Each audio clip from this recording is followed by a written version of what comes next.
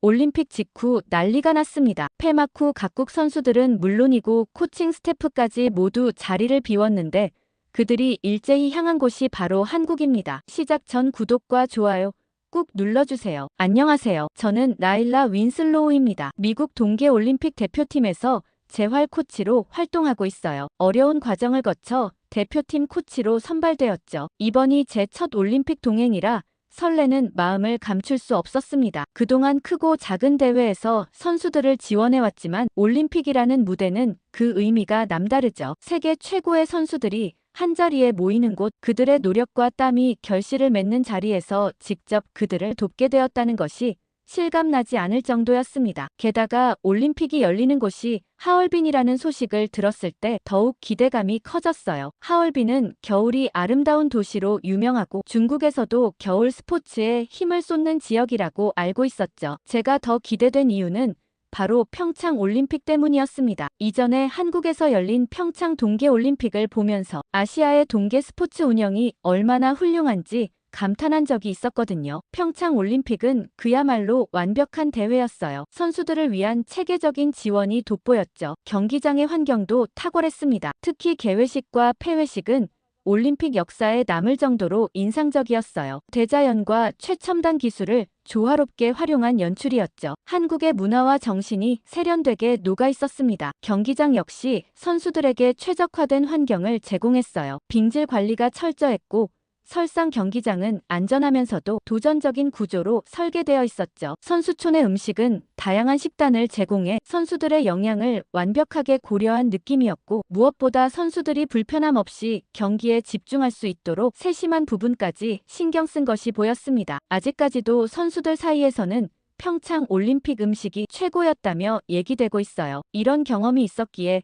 저는 하얼빈 올림픽도 한국만큼 훌륭하게 준비되지 않았을까 기대했어요. 같은 아시아 문화권이고 중국 역시 국제대회를 자주 개최하는 나라인 만큼 비슷한 수준일 것이라 예상했죠. 어쩌면 평창에서 본 그 이상의 것을 볼 수도 있겠다고 생각했습니다. 중국이야 한국보다 더 강대국이니까요. 출발 당일 올림픽 참가를 위해 비행기에 오르면서 마음속으로 다짐했어요. 이번 대회에서 선수들이 최고의 컨디션을 유지할 수 있도록 최선을 다하겠다고요. 경기장에서 선수들이 가진 기량을 100% 발휘할 수 있도록 하는 것이 제 역할이니까요. 하얼빈에 도착하는 순간 저는 경기장과 선수촌이 어떤 모습일지 궁금해졌습니다. 첫눈에 들어올 풍경이 어떨지 기대감을 품고 있었어요. 공항에서 선수촌으로 향하는 길 창밖으로 보이는 도시의 풍경이 정말 인상적이었어요. 현대적인 빌딩들은 마치 빛나는 보석처럼 반짝였고 화려한 조명들이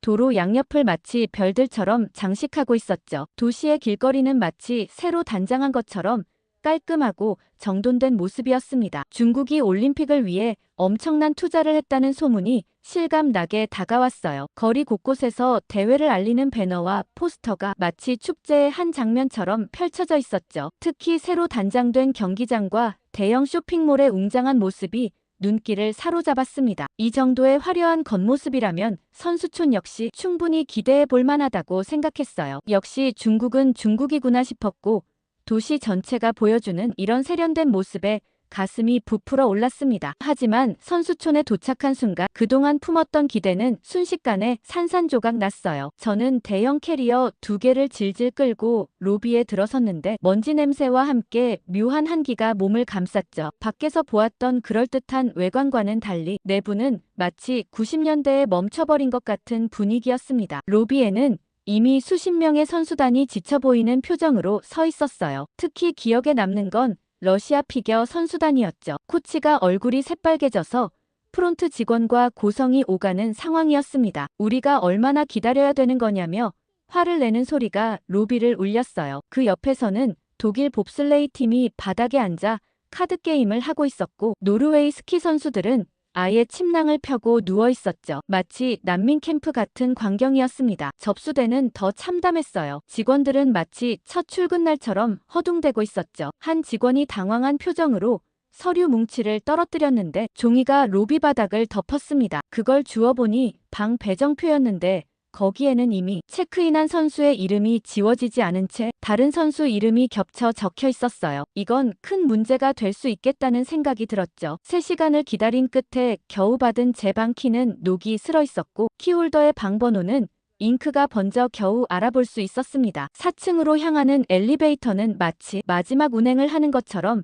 불길한 소리를 냈어요. 올라가는 중에 2번이나 멈칫거렸고 그때마다 함께 탄 일본 선수들이 작게 비명을 질렀죠. 복도는 마치 호러 영화의 한 장면 같았습니다. 형광등 하나가 간질병 환자처럼 깜빡거렸고 카펫에는 알 수 없는 얼룩들이 가득했어요. 저 멀리서는 누군가가 이게 말이 되냐고 외치는 소리가 들렸죠. 제 방인 417호에 도착했을 때 첫 번째 시련이 시작됐어요. 문 손잡이는 마치 고장난 장난감처럼 흐물거렸고 키를 꽂아도 돌아가지 않았죠. 옆방의 호주 선수가 지나가다 도와줬는데 그는 이미 요령이 생긴 듯 했습니다. 문을 살짝 들어올리면서 돌리는데 동시에 어깨로 밀어야 한다고 했죠. 어제 프론트에서 배운 기술이라며 씩 웃더라고요. 3번의 시도 끝에 겨우 문이 열렸죠. 황당하기 짝이 없었습니다. 방 안으로 들어서는 순간 곰팡이와 퀴퀴한 냄새가 코를 강타했어요. 방 안은 마치 오래된 창고 같았죠. 창가로 다가가 보니 창문 틈새로 찬바람이 쌩쌩 들어왔고 거기에 걸린 커튼은 마치 100년 묵은 얼룩으로 가득했습니다. 책상 위에는 올림픽에 오신 걸 환영한다고 쓰인 종이가 있었는데 그 위에 검은 곰팡이 자국이 선명했어요. 마치 웰컴이라는 단어를 비웃기라도 하듯이 말이죠. 하지만 가장 문제는 따로 있었습니다. 화장실은 그야말로 재앙이었어요. 문을 열자마자 하수구 냄새가 확 끼쳐왔는데 마치 오래된 하수도가 집 안으로 들어온 것 같았죠. 가장 큰 문제는 샤워 시설이었어요. 수도꼭지를 돌리자 처음에는 녹물이 나왔고 그 다음에는 한 방울의 물도 나오지 않았죠. 샤워기 헤드는 절반이 깨져 있었고 샤워실 바닥에는 검은 곰팡이가 마치 추상화처럼 그려져 있었습니다. 긴 비행 끝에 좀 씻고 자고 싶었는데 엄두가 나질 않아 바로 프론트로 달려갔어요. 그때는 이미 저녁 8시였고 로비는 여전히 체크인을 기다리는 선수들로 북적였죠. 야간 근무자는 제 말을 듣자마자 마치 100번은 들어본 이야기라는 듯한 표정을 지었습니다. 대충 제 이름을 적고 나서는 형식적으로 빨리 해결해드리겠다고 얘기했죠. 그 순간 옆에서 기다리던 스위스 선수가 웃으며 말했습니다. 자기도 어제 접수했는데 아직도 그대로라며 옆 호텔에서 씻고 왔다고 하더라고요. 저희 팀 선수들 먼저 긴급하게 근처 호텔을 섭외해서 체크인을 시켰어요. 다른 나라 선수단들도 비슷한 상황이라 근처 숙소 구하기가 하늘의 별 따기였죠. 하는 수 없이 코칭 스태프는 여기서 머물러야 했습니다. 결국 그날 밤 저는 제가 챙겨온 물티슈로 간단히 씻는 것으로 만족해야 했어요. 그제서야 저는 다른 선수들이 왜 저녁마다 캐리어를 들고 선수촌을 빠져나가는지 이해할 수 있었습니다. 온 지 채 하루가 되지 않아 잔뜩 실망하고 말았죠. 이게 최악이라고 생각했지만 이보다 더한 일이 또 있었습니다. 바로 인터넷이었죠. 세계 최고의 선수들이 모인 올림픽 선수촌에서 기본적인 통신조차 되지 않는다는 게 믿기지 않았습니다. 특히 경기 영상 분석이 불가능한 상황은 치명적이었어요. 우리 팀 선수들은 전날 경기 영상을 보며 실수를 체크하고 전략을 수정해야 했는데 3분짜리 영상 하나 다운로드 받는데 30분이 넘게 걸렸죠. 결국 코치진들은 노트북을 들고 로비에 모여 앉아 희미한 와이파이 신호를 잡으려 애쓰는 진풍경이 펼쳐졌습니다. 답답한 나머지 이 사태에 대해 운영진에게 문의했을 때의 반응은 더욱 실망스러웠어요. 현재 공사 중이라는 형식적인 답변만 돌아왔죠. 그러던 중 놀라운 소식이 들려왔어요. 한국 선수단은 자체적으로 네트워크를 구축했다는 소식이었죠. 그들의 숙소를 지나갈 때마다 선수들이 태블릿으로 영상을 보며 훈련하는 모습이 보였습니다. 다른 나라 코치들은 한국팀의 기술력에 감탄하면서도 씁쓸한 표정을 감추지 못했어요. 우리도 같은 방법을 시도해보려 했지만 운영진은 개별 네트워크 설치 불가라는 원칙만 고수했죠. 결국 대부분의 팀들은 계속해서 통신 장애에 시달려야 했습니다. 그렇게 열악한 상황에서 올림픽을 준비할 수밖에 없었죠. 선수들은 최대한 마인드 컨트롤을 하며 경기에 집중하기 위해 노력했습니다. 그날도 경기장에서 하루 종일 선수들과 함께 훈련했고 자연스레 허기가 찾아왔어요. 코치로서 선수들의 몸 상태를 체크하고 훈련 과정을 지켜보며 시간을 보내다 보면 어느새 점심시간이 훌쩍 지나 있었죠. 특히 경기가 있던 날은 더욱 바빴습니다. 새벽부터 경기장에 나와 있었는데 아침을 거르고 나온 게 실수였어요. 다행히 잠깐의 휴식 시간이 생겨 경기장 구내식당으로 향했죠. 하지만 그곳에서 마주한 광경은 충격적이었습니다. 기름이 둥둥 떠다니는 음식들에 고추기름이 가득 끼어져 있는 튀김 요리, 알 수 없는 향신료가 가득한 볶음밥까지 모두 선수들의 컨디션 관리에는 전혀 맞지 않는 메뉴들 뿐이었어요. 게다가 대부분의 음식에서 낯선 향신료 냄새가 강하게 났죠. 평소 같았으면 도전해볼 만도 했지만 곧 있을 선수들의 훈련을 지도해야 하는 상황에서는 감히 시도할 수 없었습니다. 선수들이야 경기를 해야 하니 꾸역꾸역 먹었지만 저는 입맛이 없어 그냥 밖으로 나왔죠. 따뜻한 차나 한 잔 마시고 있는데 경기장 한편에서 이상하게 맛있는 냄새가 나더라고요. 호기심에 이끌려 따라가 보니 한국 선수단이 모여 있었습니다. 그들이 열고 있는 도시락에서 고소한 참기름 향이 퍼져 나왔어요. 저도 모르게 발걸음이 그쪽으로 향했죠. 도시락 안에는 완벽하게 구성된 한 끼가 담겨 있었습니다. 특히 인상적이었던 건 모든 음식이 경기를 앞둔 선수들의 컨디션을 고려한 듯 적당한 간과 기름기로 조절되어 있다는 점이었습니다. 그야말로 전문가가 구성한 식단이었어요. 그렇게 멀찍이 서서 군침을 삼키고 있을 때였죠. 혹시 드시고 싶으시냐며 한국팀의 스태프가 다가와 물었어요. 순간 얼굴이 확 달아올랐습니다. 들켜버린 거죠. 하지만 그는 오히려 웃으며 여분의 도시락을 건네주었어요. 여유 있게 가져온 터라 좀 남았다며 입맛에 맞을지 모르겠다며 얘기하더라고요. 처음으로 맛보는 한국 도시락의 순간이 아직도 생생해요. 뚜껑을 열자마자 올라오는 온기와 함께 맛있는 냄새가 코를 찔렀죠. 젓가락으로 집어든 불고기는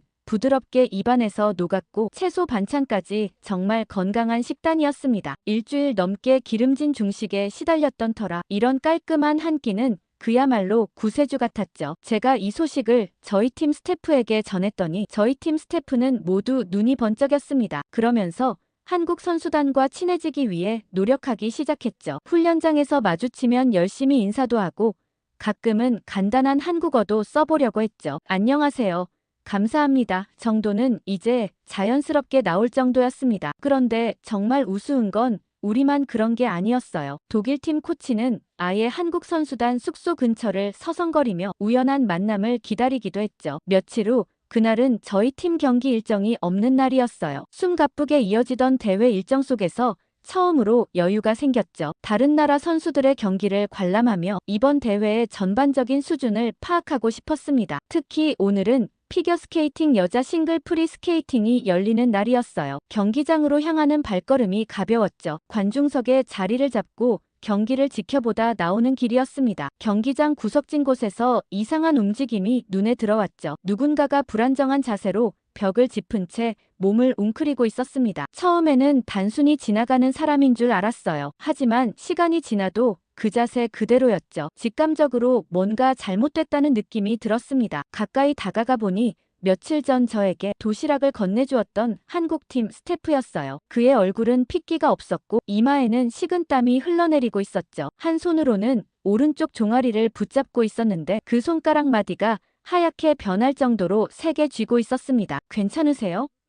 라고 물었지만 그는 말을 꺼내기도 힘들어 보였어요. 겨우 들리는 목소리로 상황을 설명했죠. 오전에 선수의 훈련을 돕다가 갑자기 다리에 통증이 왔다고 했습니다. 처음에는 대수롭지 않게 여겼는데 점점 상태가 나빠져서 지금은 서 있기조차 힘들다고 했어요. 저는 재활 전문가로서 즉시 상황의 심각성을 파악했죠. 그의 다리를 살펴보니 비복근 전체가 심하게 경직되어 있었고 부분적으로 근육 경련이 일어나고 있었습니다. 이대로 방치하면 심각한 근육 손상으로 이어질 수 있었어요. 당장 응급처치가 필요한 상황이었죠. 먼저 그를 경기장 한쪽에 있는 선수 대기실로 데려갔어요. 다행히 그날은 경기가 많지 않아서 조용한 공간을 찾을 수 있었죠. 바닥에 매트를 깔고 그를 눕힌 후 다리를 살짝 들어올려 혈액순환이 원활하게 되도록 했습니다. 20년 넘게 재활 트레이너로 일하면서 이런 상황은 수없이 겪어봤어요. 근육 경련은 즉시 처치하지 않으면 다음날 더 심각한 문제로 이어질 수 있었죠. 잠시만 참으라며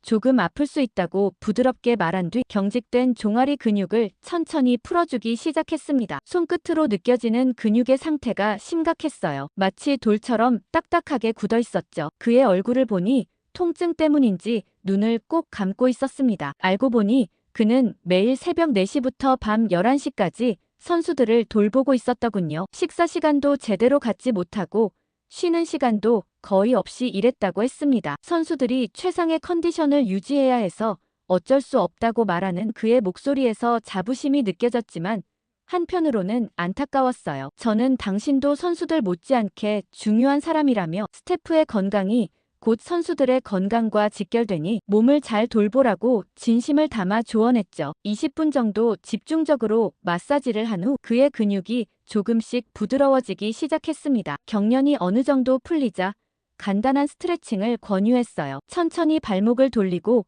종아리를 늘리는 동작을 반복했죠. 특히 가자미근을 풀어주는 스트레칭에 집중했습니다. 그는 이제 조금씩 움직임이 편해진다며 고맙다고 했습니다. 그제서야 그가 한결 나아진 표정으로 제 얼굴을 바라보는데 이제야 제가 누군지 알아차리는 듯 했어요. 그때 도시락을 받아간 사람이라는 걸 기억하더라고요. 그러면서 재활 코치였냐며 덕분에 살았다고 했어요. 그런데 여전히 제대로 걷기는 어려워 보였습니다. 그는 괜찮다고 했지만 몸을 제대로 가누지 못하고 절뚝이는 그를 혼자 보낼 수는 없었어요. 그래서 그를 부축한 채 한국 선수촌까지 데려다 주기로 했죠. 여자 혼자 몸으로 남자를 부축하고 가는 것은 쉽지 않았습니다. 하지만 다행히 그는 점차 안정을 되찾았고 이동하는 동안 조금씩 숨을 고를 수 있었어요. 한국 선수촌 입구에 도착했을 때 그는 고마운 마음을 전하며 자신이 어떻게 은혜를 갚아야 할지 모르겠다고 했어요. 그 말을 듣자마자 번뜩하고 떠오르는 게 한 가지 있었습니다. 저는 혹시나 하고 선수촌 식당에서 한 끼 식사할 기회를 달라고 했어요. 평소 한국팀 식사가 훌륭하다는 이야기를 들었고 다른 곳에서는 제대로 된 식사를 하기가 어려웠다고 했죠. 그는 웃으며 충분히 가능한 일이라며 선수촌 안으로 안내했습니다. 한국 선수촌에 들어서는 순간 충격을 받았어요. 지금까지 머물렀던 하얼빈 선수촌과는 완전히 다른 세상이었죠. 우선 공기부터 달랐습니다. 적절한 온도와 습도로 관리된 실내는 쾌적했고 어디에서도 불쾌한 냄새가 나지 않았어요. 로비는 마치 고급 호텔처럼 정갈했고 바닥은 누군가가 계속 관리하는 듯 깨끗했습니다. 벽면에는 디지털 스크린이 설치되어 있어서 실시간으로 경기 일정과 결과가 업데이트되고 있었죠. 선수들의 훈련 스케줄과 컨디션 체크 현황도 한눈에 볼 수 있게 정리되어 있었고 중요한 공지사항은 여러 언어로 번역되어 표시되고 있었습니다. 식사를 시작하자마자 중국에서 제가 얼마나 괴로웠는지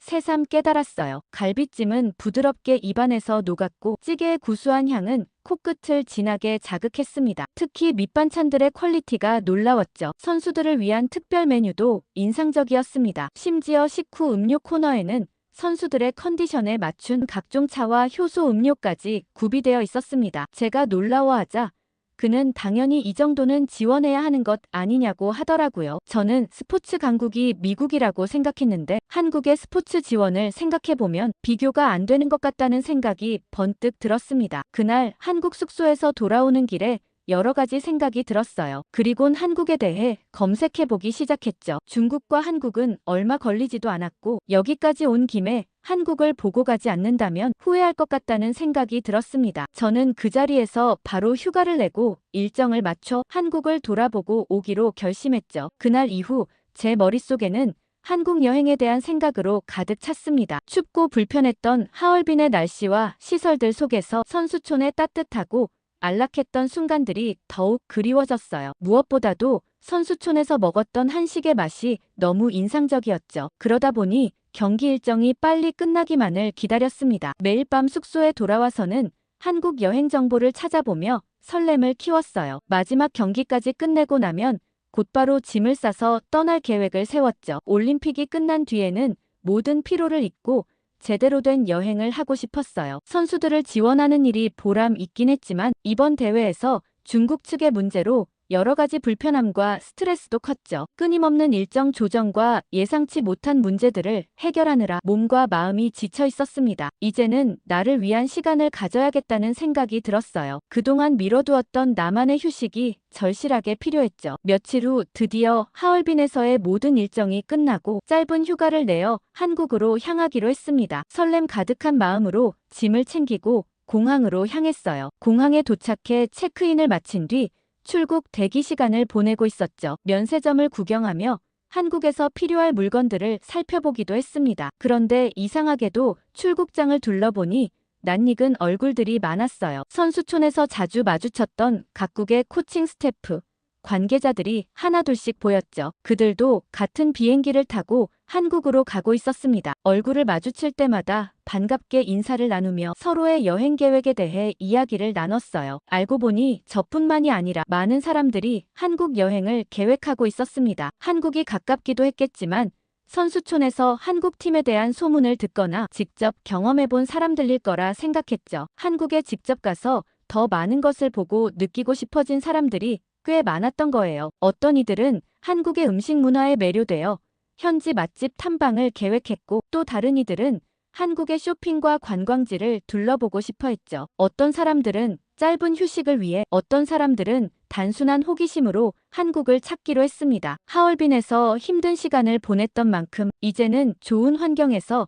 편하게 여행하고 싶다는 공통된 생각이 있었던 것 같아요. 우리 모두 새로운 경험에 대한 기대감으로 가득 차 있었죠. 저는 문득 비행기 탑승 전에 이전에 도움을 주었던 한국팀 스태프에게 연락을 보냈습니다. 메시지를 쓰면서 선수촌에서의 추억들이 하나둘 떠올랐어요. 한국에 가는 길인데 혹시 시간이 맞으면 만나자는 내용이었죠. 한 번쯤은 한국에서 다시 만나 이야기를 나누고 싶었습니다. 하얼빈에서 그가 건넨 도시락이 떠올랐고, 그를 부축해서 한국 선수촌까지 걸어갔던 기억도 났어요. 하지만 메시지를 보낸 후 한참이 지나도 답장은 오지 않았습니다. 바쁜 일정 때문인지 아니면 단순히 연락을 확인하지 못한 것인지 알 수 없었어요. 아마도 올림픽이 끝난 후 정리해야 할 일들이 많았을 거라고 생각했죠. 조금 아쉬운 마음이 들었지만 어쩔 수 없었죠. 비행기 안에서 창밖을 바라보며 한국에서 무엇을 할지 생각해봤습니다. 이미 몇 군데 가보고 싶은 장소들을 메모해두었고, 꼭 먹어보고 싶은 음식 리스트도 준비해두었어요. 선수촌에서 먹었던 음식들을 다시 맛보고 싶었고, 한국의 거리를 걸으며 일상을 느껴보고 싶었죠. 북적이는 시장도 가보고 싶었고, 한강변도 걸어보고 싶었습니다. 한국 문화에 대해 많이 알고 있다고 생각했지만 직접 가보는 것은 또 다른 경험이 될 것 같았어요. 드라마나 영상으로만 보았던 장소들을 실제로 방문한다는 생각에 가슴이 두근거렸죠. 비행기가 이륙하는 순간 본격적인 한국 여행이 시작되었음을 실감했습니다. 창밖으로 보이는 구름 사이로 떠오르는 햇살이 마치 새로운 모험의 시작을 알리는 것만 같았어요. 그런데 이내 피로가 한꺼번에 밀려왔어요. 며칠 동안 쌓였던 긴장과 스트레스가 한순간에 풀리는 듯 했죠. 매일 아침 일찍 일어나 늦은 밤까지 이어지던 빡빡한 일정들이 주마등처럼 스쳐 지나갔습니다. 좌석을 찾아 착석하자마자 창가 쪽에 몸을 기댔어요. 그러나 이 평온한 순간은 오래가지 않았어요. 옆자리 승객이 갑자기 말을 걸어왔어요. 중년의 남성이었는데 다소 미안한 표정을 지으며 조심스럽게 다가왔죠. 자신이 가족과 함께 여행 중인데 혹시 자리를 바꿀 수 있겠냐는 요청이었어요. 뒷좌석에 앉아있는 어린 자녀들과 함께 앉고 싶다고 했습니다. 예상치 못한 부탁에 당황했어요. 솔직히 거절하고 싶은 마음이 컸어요. 창가 자리를 특별히 선택했던 터라 더욱 그랬죠. 갑자기 중국인들의 민폐 행동이 떠오르면서 불쑥 기분이 나빠지려 했습니다. 지금 생각해보면 평소엔 가볍게 생각했을 텐데 제가 그땐 예민했었나 봐요. 거절하자니 미안하고 수락하자니 내키지 않는 그런 난처한 순간이었습니다. 그때 한국인 승무원이 조용히 다가왔어요. 상황을 지켜보고 있었던 듯 적절한 타이밍에 나타났죠. 그녀는 부드러운 목소리로 상황을 설명했어요. 승객분의 가족이 몸이 불편한 상황이라고 들었습니다. 그래서 옆에 앉아 아이를 돌보고 싶어 하시는 것 같아요. 괜찮으시면 저희가 더 넓은 자리로 바꿔드려도 될까요? 라고 얘기했어요. 한국 승무원의 말투에는 따뜻함이 묻어났고 미소 띈 표정이 신뢰감을 주었습니다. 상황을 알고 나니 얼마든지 바꿔줄 수 있다고 생각했고, 덧붙여 예상하지 못한 친절한 제안에 놀랐어요. 원래라면 좌석 변경은 번거로운 절차일 수도 있었겠지만 승무원은 부드럽고 자연스럽게 상황을 조율해 주었어요. 마치 이런 상황을 미리 예측하고 준비해둔 것처럼 매끄럽게 처리하는 모습이 인상적이었습니다. 결국 저는 승무원의 배려로 더 넓은 자리로 안내받았고, 이 자리야말로 기대 이상이었어요. 놀랍게도 비즈니스석으로 업그레이드된 것이었죠. 넓은 좌석과 편안한 공간이 눈앞에 펼쳐졌습니다. 예상치 못하게 비즈니스석으로 업그레이드된 것이었어요. 이런 경험은 처음이었기에 감동이 밀려왔어요. 단순히 자리를 바꿔주는 것이 아니라 고객의 편의를 최우선으로 고려하는 태도에 깊은 인상을 받았어요. 불편한 상황을 이렇게 긍정적으로 해결할 수 있다는 것이 신선한 경험이었습니다. 좌석에 앉자마자 승무원은 미소를 지으며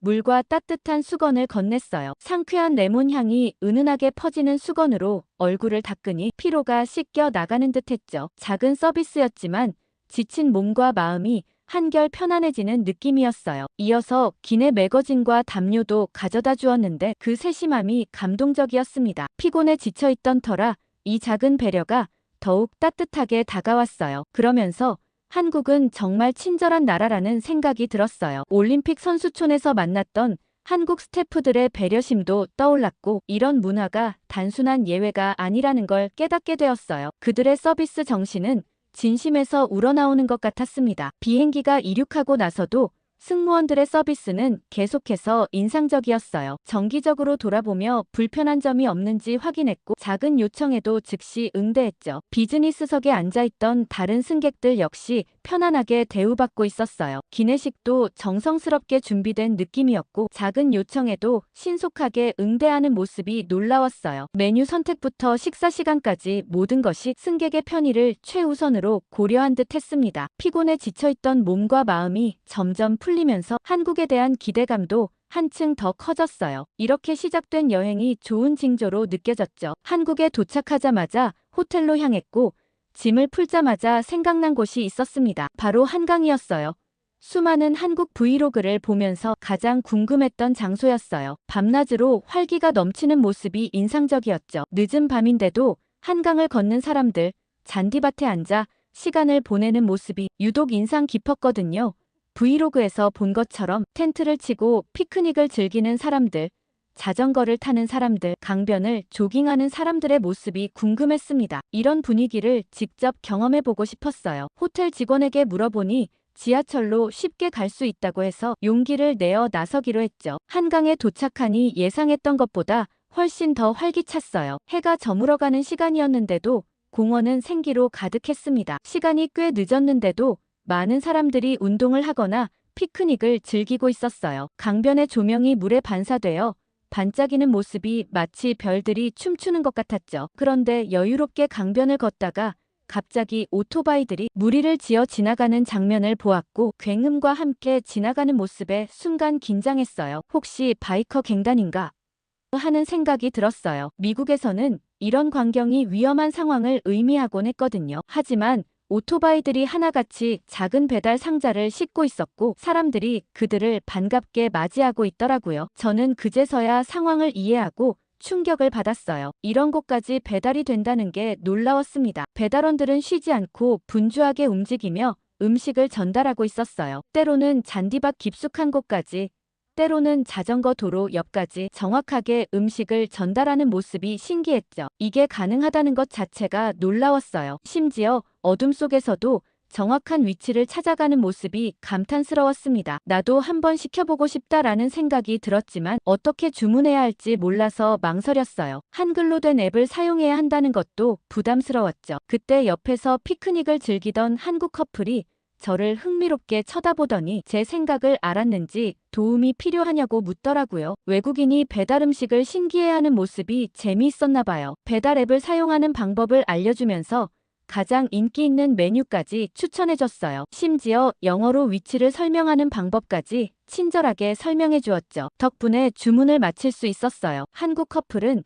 제가 음식을 받을 때까지 기다려주겠다고까지 했습니다. 얼마 지나지 않아 오토바이가 다시 나타났고 따끈한 치킨이 눈앞에 도착했어요. 배달원은 능숙하게 카드 결제를 도와주었고 심지어 즐거운 시간 보내세요라고 영어로 인사까지 해주었습니다. 저도 감사합니다라고 한국어로 얘기하고는 한국 커플에게도 고맙다고 얘기했어요. 벤치에 자리를 잡고 치킨 상자를 열자 고소한 냄새가 퍼졌어요. 한국 커플의 추천으로 한국의 대표적인 양념치킨과 후라이드 치킨을 반반으로 주문했는데 완벽했죠. 바삭한 튀김옷에 촉촉한 속살이 완벽한 조화를 이루고 있었어요. 양념치킨의 달콤하면서도 매콤한 향이 코끝을 자극했습니다. 한강에서 이런 음식을 배달받아 먹을 수 있다니 믿기지 않았어요. 이런 생활이 가능한 나라라면 평생 살고 싶다는 생각이 마구 들더라고요. 그렇게 치킨을 다 먹고 여유롭게 강변을 걷고 있는데 갑자기 휴대폰이 울렸습니다. 한국팀 스태프에게서 온 문자였죠. 메시지를 열자마자 가슴이 두근거렸습니다. 혹시 시간이 되면 만나자는 내용이었습니다. 답장이 없던 터라 포기하고 있었는데 예상치 못한 연락에 마음이 설렜어요. 게다가 제가 머무는 호텔 근처에서 저녁 식사를 하자고 제안해 주었죠. 저는 한국에서의 시간이 더욱 기대되기 시작했어요. 혹시나 이대로 좋은 관계로 유지되면 한국에서 살면 어쩌지 하는 말도 안 되는 상상까지 해봤습니다. 데이트하기 좋은 한국의 명소들을 추천해주면 너무 고마울 것 같습니다. 주인공에게 많은 의견 댓글 달아주세요. 이게 다 한국 경찰들 때문이잖아. 시민들이 온통 그 얘기뿐이니. 여기 파리의 한 경찰서에서 한국 경찰에 대해 이러쿵저러쿵 이야기하는 프랑스 경찰관들이 있습니다. 이번 올림픽 기간에 파견된 한국 경찰에 대한 얘기인 듯한데요. 올림픽 조직위원회 보안 담당자로부터 이와 관련한 메일이 도착해 소개해드리려고 합니다. 바로 들어보시죠. 안녕하세요. 저는 파리 올림픽 조직위원회의 보안 담당자 이자벨 모로입니다. 저는 요새 정말 한국 경찰들 때문에 민망해 죽겠어요. 여기에 대해선 할 말이 너무 많은데 처음부터 한국 경찰 파견을 막았다면 어땠을까 싶기도 하네요. 이때 당시 이야기를 좀 하자면 파리가 올림픽 개최지로 선정된 것은 2017년의 일이었습니다. 당시 우리는 세계 최고의 관광도시인 파리의 매력을 앞세워 IOC 위원들의 마음을 사로잡았죠. 에펠탑과 루브르 박물관 그리고 개선문 등 파리의 상징적인 명소들을 활용한 올림픽 계획은 많은 이들의 호평을 받았습니다. 하지만 올림픽 준비 과정은 결코 순탄치 않았습니다. 특히 코로나19 팬데믹으로 인해 1년 연기된 도쿄 올림픽의 영향으로 조직위원회의 준비 시간도 빠듯해졌습니다. 게다가 최근 몇 년간 파리의 치안 상황이 급격히 악화되면서 올림픽 개최에 대한 우려의 목소리가 커지고 있는 상황이었죠. 사실 파리 시내 곳곳에서 발생하는 소매치기 사건은 이제 일상이 되어버렸습니다. 에펠탑 주변과 샹젤리제 거리 그리고 몽마르트 언덕 등 관광객들이 많이 모이는 장소는 범죄의 온상이 되었죠. 심지어 대중교통을 이용하는 것조차 위험해졌습니다. 지하철과 버스 안에서 발생하는 절도 사건이 끊이지 않고 있으니까요. 그런데 설상가상으로 최근에는 강도와 폭력 사건도 점점 증가하고 있었어요. 여기서 문제는 특히 관광객을 대상으로 한 범죄가 급증하고 있다는 점이었죠. 파리 내에서 일어나는 일이라면 프랑스에서 어떻게 해결하면 되는데 이런 문제들은 외교 문제로 번질 수 있으니까요. 이런 상황에서 전 세계의 이목이 집중되는 올림픽을 어떻게 안전하게 치를 수 있을지 보안 담당자로서 솔직히 막막한 심정이었어요. 그런데 저는 이보다 더 최악은 없을 거라 생각했거든요. 그런데 있더라고요. 바로 테러의 위협이었어요. 혹시 2015년 겨울 파리에서 있었던 일을 기억하시는 분이 계실까요? 제게 2015년 11월 13일인 그날의 기억은 아직도 생생합니다. 평화로운 금요일 저녁 시간 갑작스럽게 들려온 총성은 우리의 일상을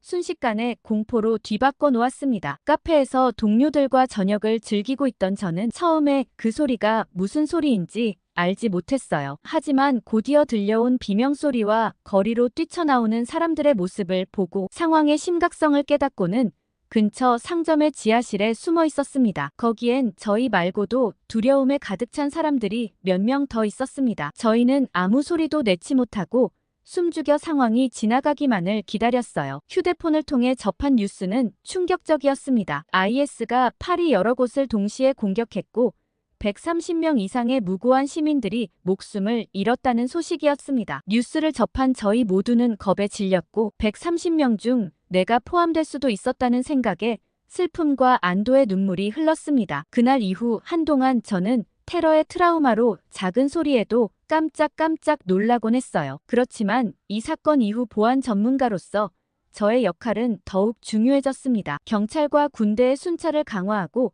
주요 시설물에 대한 출입 통제를 더욱 엄격하게 실시했어요. 하지만 올림픽이라는 대규모 국제 행사를 앞두고 더 많은 테러 단체들이 파리 올림픽을 표적으로 테러 활동을 하겠다고 선언했고 저는 이러한 위협에 대비하여 경계를 강화해야 한다고 생각했지만 올림픽 기간 동안 파리 전역을 완벽하게 통제하는 것은 거의 불가능에 가까운 일이라고 생각했어요. 테러리스트들의 테러 예고가 연일 보도되자 선수들과 관광객들의 안전을 어떻게 보장할 수 있을지, 그리고 대회 운영에 차질은 없을지에 대해 참가국들의 항의가 이어졌어요. 처음에 프랑스에서는 무조건 우리가 알아서 한다고 했어요. 사실 프랑스도 자존심이 있잖아요. 다른 나라의 도움을 받고 싶지 않았죠. 하지만 현재 프랑스 경찰의 인력만으로는 이 모든 것을 감당하기 어렵다는 결론을 내렸습니다. 인정할 부분은 인정할 수밖에 없었죠. 사실 프랑스가 센 강수질이라든지 이런 건 어떻게든 우겨봤지만 만에 하나 파리에 테러가 일어난다면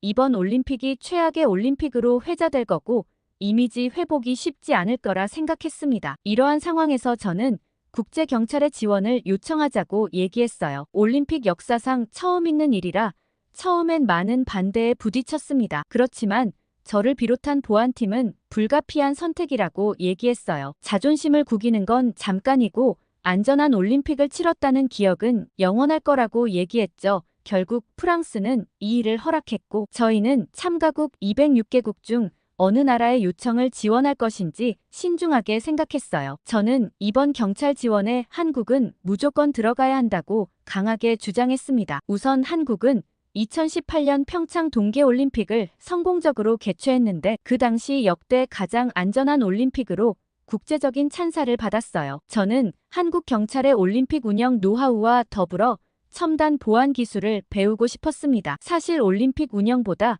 한국 경찰들의 보안 기술을 배우고 싶다는 마음이 더 컸어요. 한국 경찰들은 인공지능과 보안 프로그램들을 활용해 범죄 예방 및 검거에 전문적인 기술을 많이 사용하고 있다고 하더라고요. 거의 범죄 검거율이 99%에 달할 정도로 높은 검거율을 자랑했어요. 그리고 특히 한국이 잘하는 사이버 범죄 대응이나 테러 방지 등 특수 분야에서 뛰어난 능력을 가진 경찰들의 도움을 받을 수 있을 거라 생각했죠. 그렇지만 일부 나이든 보안팀 요원들은 반대의 목소리를 냈습니다. 한국이 도대체 뭘 할 수 있다고 그렇게 한국팀 지원을 요청하는 거냐고 얘기했죠. 우리보다 후진국인 한국에 보안 요청을 하는 것 자체가 프랑스 경찰력을 무시하게 만들 수 있다고 했죠. 저는 지금 이미 한국 경찰력이 더 우수한데 무슨 소리를 하는 건가 싶었습니다. 그런데 대부분의 보안팀들이 한국 지원에 대해 강력한 찬성표를 냈고 결국은 한국의 지원 요청을 할 수 있게 되었어요. 그런데 일부 보안 요원들은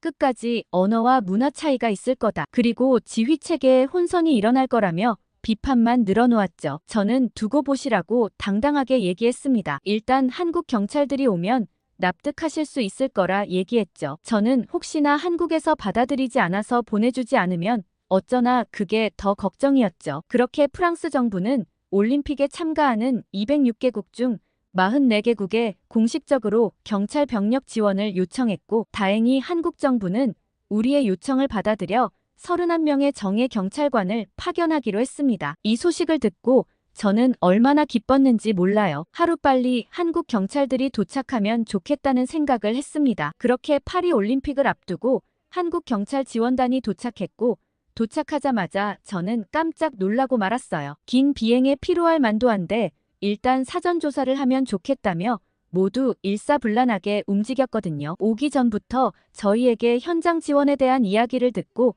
팀을 모두 나눠왔습니다. 파리의 지리와 주요 관광지 그리고 올림픽 경기장에 대해 사전 답사를 마치고 저희와 진행한 첫 번째 회의에서 저는 깜짝 놀라고 말았어요. 최신 CCTV 분석 기술과 AI 기반 범죄 예측 시스템을 도입하여 효율적으로 치안 유지를 하면 좋겠다고 제안했죠. 저희 측에선 거절할 이유가 하나도 없었습니다. 한국 경찰팀의 프로그래머가 저희 컴퓨터에 관련 프로그램을 깔고 난 뒤 저는 실시간으로 데이터 분석이 되는 장면을 보고 놀랄 수밖에 없었어요. 한국 경찰 협력에 대해 의구심을 가지던 사람들도 놀란 듯한 눈빛을 보였다는 걸 알 수 있었습니다. 그러던 어느 날 저는 파리 경찰관 한 명과 현장을 둘러보고 있다 깜짝 놀랄 만한 장면을 목격했어요. 아마 그날을 계기로 파리 경찰관들의 생각도 180도 바뀌었던 것 같아요. 한국 경찰은 도착했지만 이제 막 활동을 시작했고 그 전부터 올림픽과 맞물려 밀려드는 소매치기 접수에 신경이 곤두서 있었어요. 그때 눈에 띄는 3명의 동양인이 보였습니다. 그들은 관광객처럼 보였지만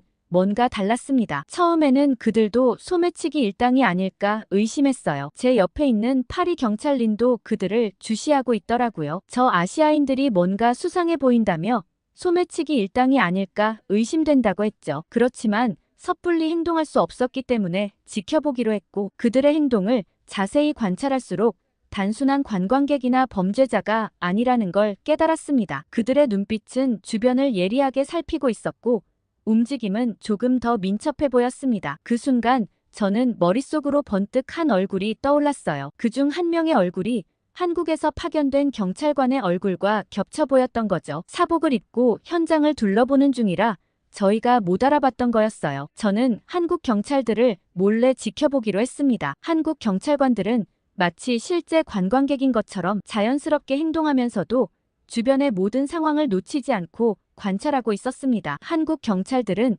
그림자 추적 기법을 활용하여 소매치기 검거를 하겠다고 얘기했는데 그 기법이 실제로 어떻게 작동하는지 볼 수 있는 기회였습니다. 약 20분쯤 지났을까요? 한국 경찰관 중 한 명이 미세하게 고개를 돌려 동료들에게 신호를 보냈습니다. 저는 그들의 시선을 따라 주변을 살폈고 곧 수상한 3명의 남성을 발견할 수 있었습니다. 그들은 관광객들 사이를 자연스럽게 돌아다니고 있었지만 뭔가 의도적인 움직임이 느껴졌습니다. 한국 경찰관들은 마치 서로 모르는 사람인 것처럼 행동하면서도 조금씩 수상한 남성들에게 접근해 갔습니다. 그 움직임이 너무나 자연스러워서 제가 의식하지 못했다면 절대 눈치채지 못했을 거라 생각했어요. 옆에 있던 파리 경찰관이었던 린도 한국 경찰들의 움직임에 감탄했습니다. 갑자기 그때였어요. 일순간 상황이 긴박해졌습니다. 수상한 남성 중 한 명이 한 여성 관광객의 가방에 손을 뻗었고 그 순간 마치 영화의 한 장면처럼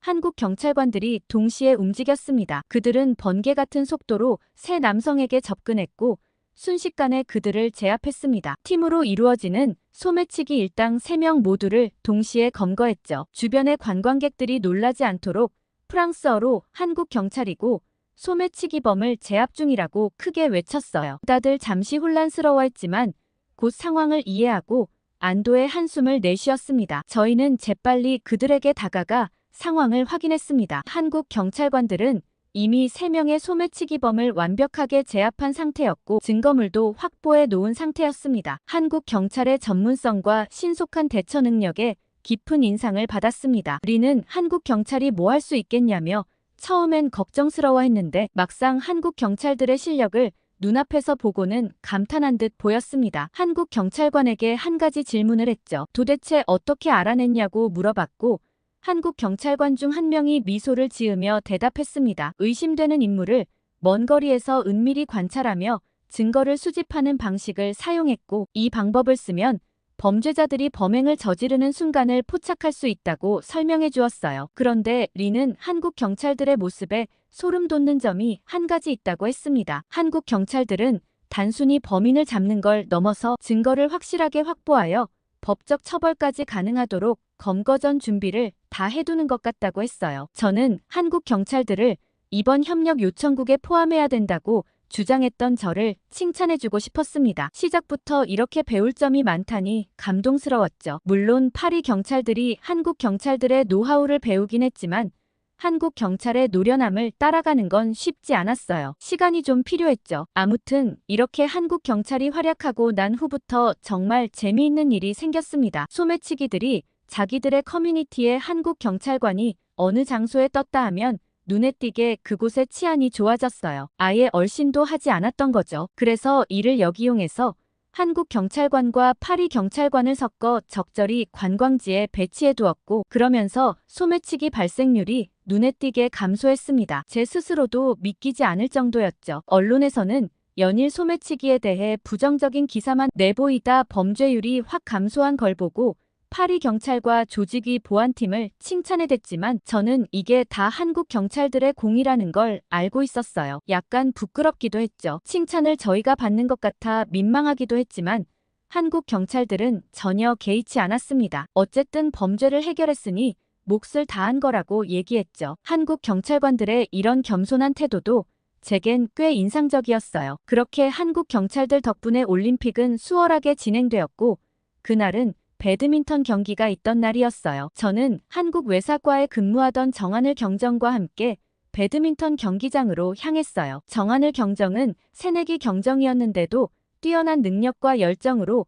한국에서도 주목받는 인재라고 하더라고요. 프랑스어도 잘하는 능력자라 소통에도 전혀 불편함이 없었습니다. 정하늘 경정은 오늘 배드민턴 결승 경기를 보게 되어 너무 긴장된다고 얘기했어요. 어제 밤부터 잠을 못 잤다고 하더라고요. 그 이유를 물어봤는데 깜짝 놀랐어요. 저는 정하늘 경정의 이야기를 듣고 마치 한 편의 영화를 보는 듯한 느낌이 들었어요. 정하늘 경정은 오늘 경기하는 안세영 선수에 대한 이야기를 해주었거든요. 저는 은메달을 이미 확보한 안세영 선수에게 그런 엄청난 이야기가 숨겨져 있을 거라곤 생각도 하지 못했어요. 인간적으로 너무 멋지고 하늘 경정의 이야기를 들으면서 소름이 끼쳤죠. 안세영 선수는 2018년 자카르타 아시안게임 때 중국의 천이페이라는 선수를 만나 예선도 탈락했다고 해요. 그러고 도쿄올림픽 8강전에서 또 같은 선수에게 져서 메달권에도 못 들었다고 했죠. 솔직히 그 정도라면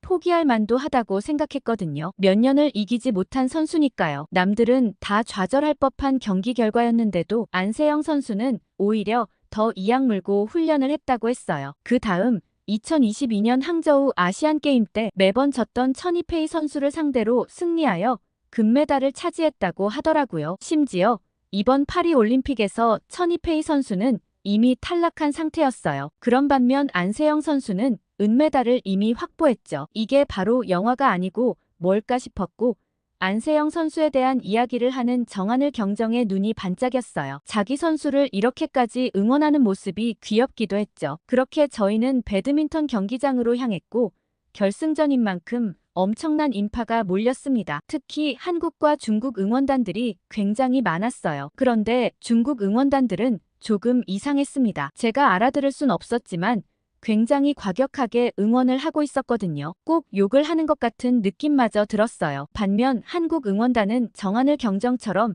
모두 두 손을 꼭 부여잡고 안세영 선수에게 기를 보내는 것처럼 간절한 눈빛이었죠. 그런데 저는 걸어 나오는 안세영 선수를 보고 깜짝 놀랐습니다. 안세영 선수의 무릎에는 테이프가 가득했거든요. 하늘 경정에게 궁금해서 물어보니 안세영 선수 무릎이 좋지 않은데 테이프 없이는 방향 전환도 불가능한 수준이라고 했습니다. 아니 저 무릎으로 은메달까지 확보했다는 게 저는 믿기지 않았어요. 조금만 다쳐도 아파서 아무것도 못하는 보통 사람들과는 정신력 자체가 다르구나 싶었죠. 경기 초반 1세트의 동점 상황에서 안세영 선수의 절묘한 드롭샷이 상대 허빙자오 선수의 허를 찔렀고 그 기세로 연속 5득점을 이어나갔고 승리의 기운이 안세영 선수 쪽으로 기울었어요. 사실 경기는 압도적인 실력으로 안세영 선수의 승리가 거의 확실시 되는 것 같았습니다. 그 경기에 대해 중국팀은 중간 비디오 판독 결과가 잘못된 거 아니냐고 비판했고 계속 불만스러운 얼굴이 가득했어요. 그리고 마지막 1점만을 남겨두고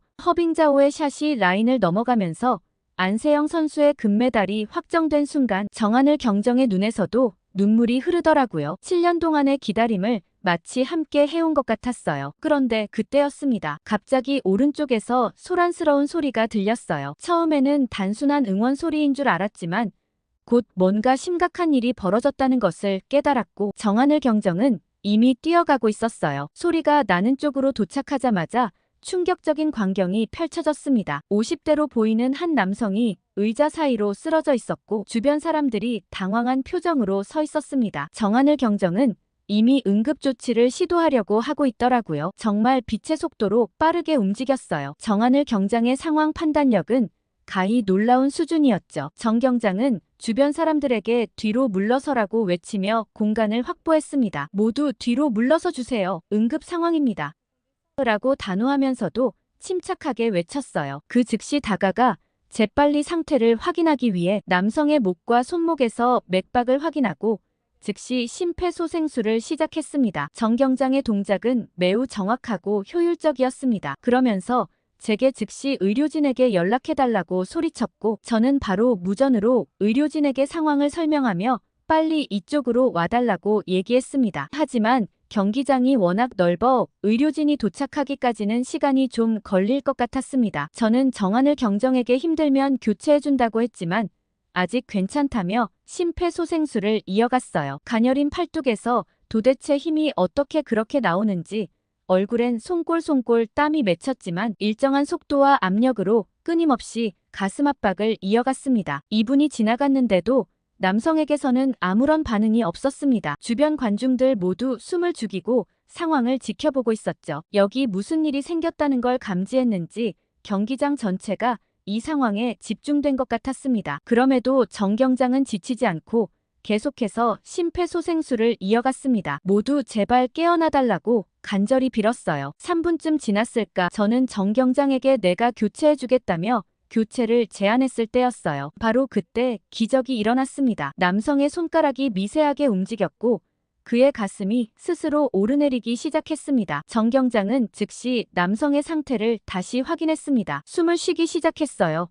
라고 얘기했고 주변에서 안도의 한숨과 함께 박수 소리가 터져 나왔습니다. 바로 그때 의료진이 도착했고 저희는 남성의 상태를 상세히 설명해 주었습니다. 의료진은 신속하게 남성을 들것에 옮겼고 응급실로 이송했습니다. 사건이 마무리된 후 저는 정 경장에게 다가갔습니다. 이미 유니폼은 땀으로 젖어 있었고 얼굴은 피로해 보였지만 눈빛만은 여전히 또렷했습니다. 어떻게 이렇게 신속하고 정확하게 대처하실 수 있는지 물어볼 수밖에 없었어요. 외사과라 이런 응급 상황을 접하는 게 흔한 일은 아니라고 생각했거든요. 그러자 정 경정은 겸손하게 미소 지으며 이런 훈련을 꾸준히 한다고 얘기했어요. 한국에서는 모두 이런 상황들에 대비해 훈련을 자주 받고 있고 자기가 가까이에 있기 때문에 먼저 행동한 것뿐이라고 했죠. 저는 한국 경찰은 단순히 범죄 예방뿐만 아니라 시민의 생명을 지키는데도 최선을 다하는구나 싶었고 정 경장의 발빠른 대처로